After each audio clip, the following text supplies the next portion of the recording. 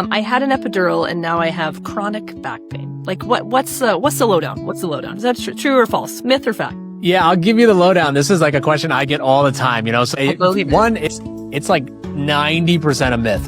There is a 10%. There's a little bit of truth to it. So the majority of chronic back pain, at least as far as literature goes, is positioning during the birthing process. When you have an epidural in, it is more likely for the mom to be placed in a position where she could potentially be stretching something in a way in her back that shouldn't be stretched, essentially, if you follow my drift.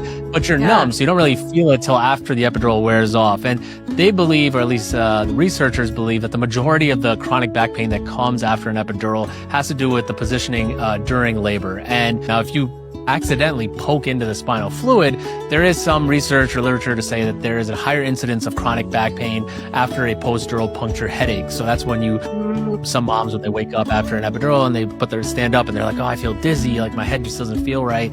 And that's usually as a result of a post-dural puncture headache. So there's a little bit of truth to that end of it. But if you had a normal epidural placement and there wasn't any sort of like, they didn't have to poke you 100 times or something like that, then the majority of the back pain that comes, chronic back pain, has to do with mom really straining super hard when she's pushing. So